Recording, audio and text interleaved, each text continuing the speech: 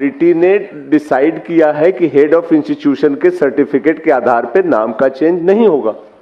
तो अगर उसको चेंज करना है तो वो एप्लीकेशन लगाए, वो अलग से प्रोसेस से वो देखेंगे। यहाँ पे हेड ऑफ स्पेल चेक जो भी है, हेड ऑफ इंस्टीट्यूशन को इस तरह के कोई पावर नहीं है कि वो ये सर्टिफिकेट दे सके। वो हेड ऑफ इंस्टीट्यूशन है, वो स्पेल चेक करने वाला इस अथॉरिटी नहीं है। तो जो रूल है वो समझो और उसके हिसाब से काम करो, ठीक है। मैं आपका इसका क्वेश्चन का आंसर सिंपल देता हूँ। तो एक मिनट थोड़े दिन रुक जाइए, नया लिस्ट आ जाएगा। हाँ हाँ नहीं कर लीजिए। नहीं देखिए, आप ऐसे समझिए, हेड ऑफ द इंस्टीट्यूट है जो प्रिंसिपल, मैं इसे प्रिंसिपल मान के चलता हूं। अगर आप इस तरह के केसेस को सबको बोले कि नहीं ये पास हो जाना चाहिए, तो स्कूल में ही आप समझो कि सारे नाम जब अपडेट करवा लेंगे। गीता जो है GEETA से GITA हो जाएगी। जो क्यों? क्योंकि है प्रिंसिपल ने लिख के दे दिया है। प्रिंसिपल कैसे किसी का आइडेंटिटी प्रूफ बन सकता है? Sir my query UCL related. एक मिनट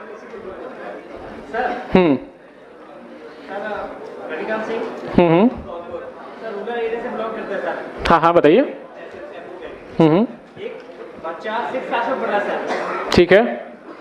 ऐसे पर उसके आधार में रिकॉर्ड है PRABIN, ठीक है सर। और डेट ऑफ बर्थ उसकी जो भी है एज पर स्कूल रिकॉर्ड है उसका नाम है PRAGWN, ठीक है सर।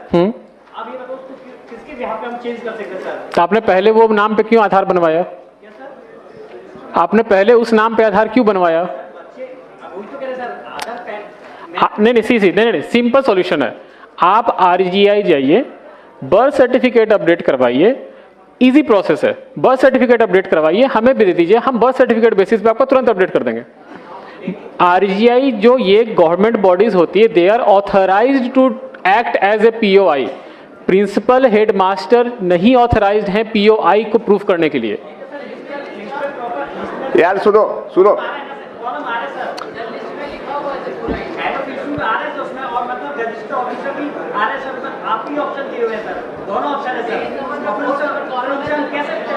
एक मिनट क्या लिखा हुआ है लिस्ट ऑफ डॉक्यूमेंट में?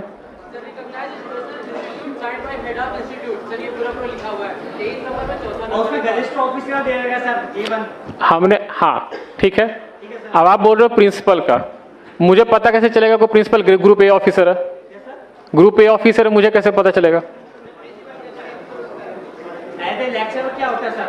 लेक्चरर तो गेजिस्ट ऑफिसर नहीं होता। नहीं होता।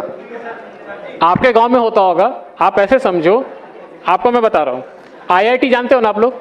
IIT का जो प्रोफेसर होता है ना, वो ग्रुप A ऑफिसर नहीं होता। आप देखो, आप रेसिडेंट पर्सपेक्टिव से जो क्वेश्चन पूछ रहे हो ना, आप मेरे पर्सपेक्टिव से देखो कि अगर मेरे पास ना ऐसे करोड़ों सिनेरियोज होते हैं, अगर मैं ऐसे सिनेरियोज पिक करके मैं पैकेट पास करूं ना, तो ऐसे n नंबर ऑफ केसेस और बनेंगे। नहीं सर, उनको डिक्लाइन करने का एक प्रॉपर रीजन तो दीजिए कि हम उनको ये बोल सके इस वजह से हम नहीं बना रहे इनको। आप रेगुलर POI डॉक्यूमेंट लेके नहीं सी आप देखिए, न्यू इनरोलमेंट जो है, आप सुनो, मेरा नाम XYZ था, ठीक है। XYZ मेरा नाम आधार में बन गया, ठीक है। XYZ आधार में नाम बन गया, अब मुझे उसको XYA करवाना है, ठीक है। आप कोई भी रेगुलर POI डॉक्यूमेंट ले आइए, हम उसे अपडेट कर देंगे, लेकिन ऐसे डॉक्यूमेंट लेके मत आइए जो कि किसी का डिक्लेयर्ड होगा। अब एक सवाल इधर से ले रहे हैं। एक minute sir my query UCL। Maintain silence first. हाँ सर बताइए। Sir maximum time of update 3 महीने 4 महीने तक होल्ड में रहता है, और उसके बाद में अंडर प्रोसेस ही लिखा हुआ आता है, भले ही हमने केवल मोबाइल नंबर अपडेट किया हो। एग्री होता है। तो कोई सॉल्यूशन इसके लिए देखिए, ये जो है ये कोई इंटेंशनल प्रॉब्लम नहीं है। ये क्या होता है ना कि जब आप कोई भी आधार को अपडेट करते हैं, आप वहां पे बताते हैं कि मोबाइल नंबर अपडेट है, लेकिन जो प्रोसेस है पूरा अपडेट होने का, वो प्रोसेस तो वो ट्रैवल करेगा।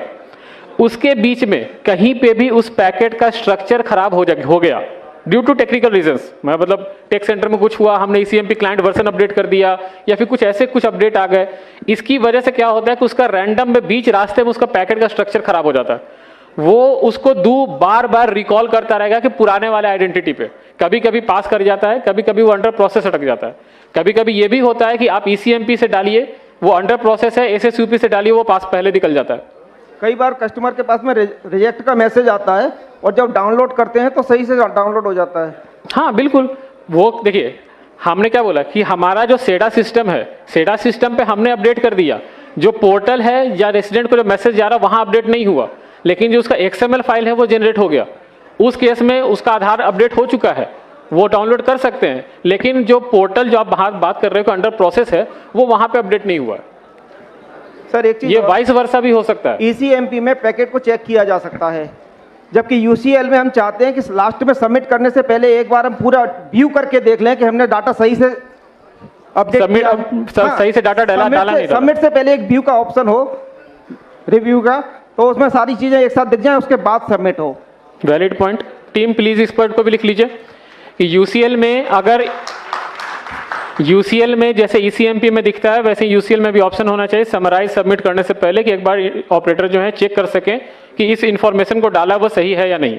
वैलिड पॉइंट है, टीम इस पर नोट कर लीजिए। Thank you. एक सर लैंग्वेज चेंज का ऑप्शन नहीं होता यदि किसी UCL में यदि हमें किसी महाराष्ट्र वाले का डाटा अपडेट करना है, एड्रेस अपडेट करना है, उसके बाद में वैलिड डॉक्यूमेंट भी है, लेकिन हम उसे हिंदी लैंग्वेज में कन्वर्ट नहीं कर सकते, और महाराष्ट्रियन हमको आती नहीं है, कन्नड़ हमको आती नहीं है, केवल हम इंग्लिश में उसका डाटा अपडेट कर सकते हैं, लेकिन हिंदी में उसमें लोकल लैंग्वेज में क्या आ रहा है ये हम नहीं जानते। लोकल लैंग्वेज चेंज करने का ऑप्शन भी होना चाहिए ताकि हम हिंदी में उसका एड्रेस अपडेट कर सकें जो उसके वैलिड डॉक्यूमेंट में है। ठीक है, आपका क्वेश्चन का आंसर देंगे तिवारी जी, एक बार जाकर उनको आंसर दीजिए।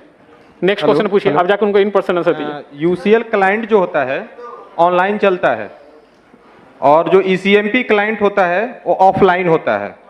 हम डेटा जो अपलोड करते हैं वो ऑनलाइन करते हैं, बट जो इनरोलमेंट न्यू या अपडेट करते हैं ऑफलाइन करते हैं ECMP क्लाइंट से। तो जो हमारा पहले आधार बन चुका है जिस लैंग्वेज में, उस लैंग्वेज को रेसिडेंट जब अपना थंब लगाता है तो डेटा फैच करके सिस्टम पर दिखाता है और उसी डेटा पे हम जो है अपना अपडेट करते हैं। तो हमारा ओल्ड डेटा ऑलरेडी जब सिस्टम में रखा हुआ है और हमारा ऑथेंटिकेशन करके वो भेज रहा है तो उसमें हम चेंज नहीं कर सकते हैं। आपको चेंज करने के लिए क्लाइंट के थ्रू अपलोड करेंगे तब जाके चेंज होगा, क्योंकि आपका उसमें बायोमेट्रिक लिया जाएगा।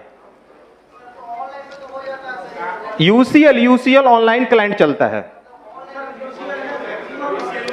एक मिनट। UCL से रिलेटेड अगर क्वेश्चन है तिवारी जी एक बार जाकर उनको इन पर्सन बताइए, दूसरा क्वेश्चन पूछिए कोई। एक minute, one at a time. Family है, उसके 5 मेंबर थे, तभी डॉक्यूमेंट अपडेट का ऑप्शन आया हुआ है। ठीक है, 1 मिनट साइलेंस प्लीज। मैंने उस फैमिली के 4 डॉक्यूमेंट अपडेट्स कर दिए। जो उनकी मदर है उनका जैसे ही मैं डॉक्यूमेंट अपडेट के लिए फिंगर लगाता हूँ आधार नंबर डाल के, तो सिस्टम हैंग हो जाता है। वो कम से कम 5 बार ट्राई कर चुका हूँ मैं 1 महीने के अंदर, 5 बार सेम प्रोसेस हुआ है। उस पर्टिकुलर उस रेसिडेंट के साथ ही हो रहा है? हाँ, उसी के साथ हो रहा है। बायोमेट्रिक लेने का टाइम होता है? हाँ, जैसे बायोमेट्रिक लिया, फाइल आधार किया। हाँ, वो इसीलिए हो रहा होगा कि लास्ट टाइम जो उनका आधार बना होगा या अपडेट हुआ होगा, बायोमेट्रिक का स्कोर सही नहीं होगा और वो दोबारा जब आप अपडेट कर रहे हो तो बायोमेट्रिक मैच नहीं कर रहे, इसलिए सिस्टम आपको अलाउ नहीं करता है। उस रेसिडेंट का आप अलग से स्पेशल रिक्वेस्ट रेज कीजिए आरओ को, आरओ वहां पे बुला के उनको अपडेट करेंगे, आपसे नहीं होगा फिर। हाँ,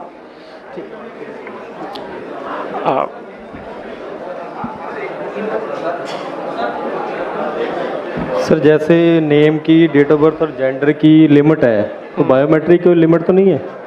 बायोमेट्रिक अपडेट करने की नहीं, यस, कोई लिमिट नहीं। हाँ, जितनी बार चाहे करवा सकते हैं। Thank you. चलिए क्लोज कर सकते हैं। बाकी सवाल आप लोग अपने अपने लिख के दे दीजिए, हम लोग कलेक्ट कर लेंगे। हमारे ऑफिसर्स यहाँ पे हैं, दे विल कलेक्ट। आप एक काम कीजिए, देखिए सबका क्वेश्चन तो मैं नहीं ले सकता हूँ, जो मोटा मोटी क्वेश्चन था और जो एरर था वो मैंने आपको समझा दिया। मेरे पास एक क्वेश्चन भी आया कि डेटा प्रोसेस एरर में क्यों रिजेक्ट होता है। मैंने अभी बताया आपको कि डेटा प्रोसेस और जो टेक्निकल एरर्स है ये इसलिए इसका नाम रखा गया क्योंकि इसका जो एग्जैक्ट डिटेल्स है वो अगर मैं आपको समझाऊं या रेसिडेंट को समझाऊं तो नहीं समझ में आएगा। आप एक काम कीजिए, आपके जो क्वेश्चंस हैं आप कंसोलिडेट करके CSC टीम लीडर्स को, मेंबर्स को दीजिए, वो एक बार उनके थ्रू हमारे पास आएगा, हम उसको एड्रेस करके आपके पास वापस भिजवा देंगे, ठीक है। और एक चीज, one last thing, please maintain silence. सब लोग प्लीज शांति बनाओ, सबके सवाल नहीं हो सकते हैं, बहुत समय उतना नहीं है, पर्पस वो नहीं है, उन्होंने बहुत कुछ बताया है, बाकी आप दे दो। लास्ट चीज आप, सॉरी सर, एक मिनट, लास्ट चीज आप लोग एक बार ध्यान रखिए, न्यू इनरोलमेंट प्लीज। बैठ जाओ ऊपर, सुनो कौन है सरदार जी, बैठ जाइए आप लोग ऊपर सारे प्लीज। न्यू इनरोलमेंट जो मैंने पहले भी बोला था, मैं फिर से लास्ट में बोल रहा हूँ, न्यू इनरोलमेंट पे आप कोई लीनियंसी, कोई लिवरेज नहीं देंगे for the age group greater than 18 years. एक भी डॉक्यूमेंट में ओवरराइटिंग है, सस्पिशियस लग रहा है, या कोई भी इशू आपके लेवल पे दिख रहा है, आप उसको एक्सेप्ट नहीं करेंगे, मेरे पास नहीं भेजेंगे आप उसको पैकेट को। हमारे पास स्ट्रिक्ट ऑर्डर है from ministry of home affairs on the new enrolment, आप इस चीज को सीरियसली लीजिएगा। न्यू इनरोलमेंट में अगर QC में पास होता है, QC विल बी पेनलाइज्ड, और इनरोलमेंट ऑपरेटर अगर हमें भेज रहा है वो भी पेनलाइज होंगे और ज्यादा होंगे, क्योंकि अब जितने आधार बन गए हैं मैक्सिमम लोग आइडेंटिटी चेंज करवा रहे हैं, और आइडेंटिटी चेंज करने के लिए जो मैंने आपको बताया था स्टैंडर्ड सर्टिफिकेट मैक्सिमम लोग यूज कर रहे हैं। आप स्टैंडर्ड सर्टिफिकेट नहीं लोगे for the name change, gadget notification हो ना हो doesn't matter, standard certificate is not applicable. ये 2 पॉइंट आप ध्यान रखेंगे आगे से जब भी इनरोलमेंट या अपडेट कीजिएगा। Standard certificate for old POI और न्यू इनरोलमेंट में हर एक टैब्स में मुझे डॉक्यूमेंट चाहिए और वैलिड डॉक्यूमेंट चाहिए। क्लियर है? Yes, no? Okay, thank you and have a good day.